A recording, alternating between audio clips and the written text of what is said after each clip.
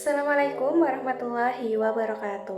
Pada video ini saya akan membahas tentang topik 1 koneksi antar materi, mata kuliah prinsip pengajaran dan asesmen 1 tentang keterkaitan prinsip understanding by design UBD dengan ketercapaian tujuan pembelajaran. Sebelumnya, perkenalkan nama saya Fadilah Ilmi Aulia, mahasiswa PPG Prajabatan PGSD kelas PGSD 1 Universitas Wijaya Kusuma Surabaya. Lalu, apa itu Understanding by Design atau UBD? UBD merupakan sebuah desain model merancang pembelajaran secara utuh yang berfokus pada tujuan pembelajaran yang hendak dicapai. Alur UBD yang diterapkan dikenal dengan istilah backward design atau desain mundur. Lalu, apa sih keunikan dari UBD itu sendiri? Keunikan dari UBD terletak pada pola perencanaan yang terbalik, yakni dimulai dari menentukan apa yang ingin dipahami oleh siswa dari topik bahasan tertentu, kemudian berlanjut ke penyusunan penilaian yang mengukur bukti-bukti pembelajarannya, dan berakhir pada perencanaan kegiatan pembelajaran. Bagaimana tahapan dalam UBD?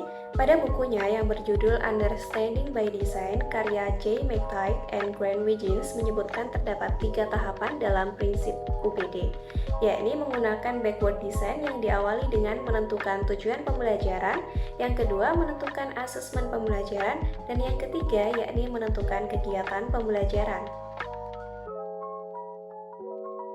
Langkah yang pertama yakni menentukan tujuan pembelajaran. Tujuan pembelajaran ini disusun berdasarkan karakteristik peserta didik serta memperhatikan bukti yang dapat diamati dan diukur pada peserta didik.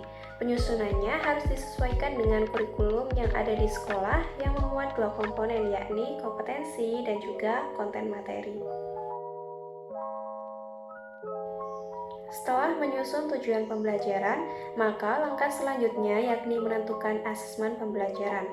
Penentuan asesmen pembelajaran ini didasarkan pada informasi yang diperoleh tentang kebutuhan belajar, perkembangan, dan pencapaian hasil belajar peserta didik, yang selanjutnya akan dijadikan sebagai bahan refleksi untuk meningkatkan mutu pembelajaran.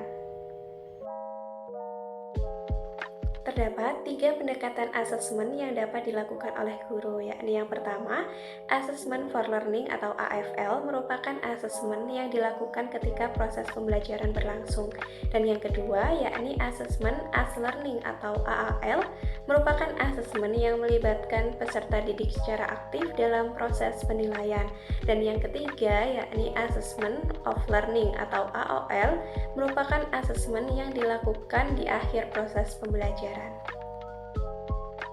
Setelah menentukan asesmen pembelajaran, maka langkah selanjutnya yakni guru perlu menentukan kegiatan pembelajaran.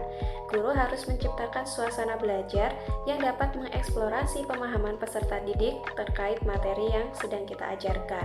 Hal tersebut dapat kita lakukan dengan menentukan beberapa hal antara lain, menentukan pendekatan pembelajaran, kemudian model pembelajaran, lalu ada strategi pembelajaran, dan metode pembelajaran.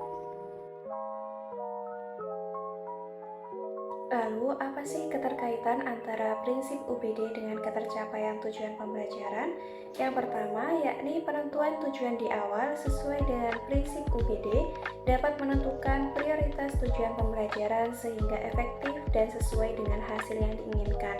Yang kedua, yakni penentuan metode penilaian dan tugas agar ketercapaian tujuan pembelajaran yang sudah ditentukan dapat terukur dengan jelas.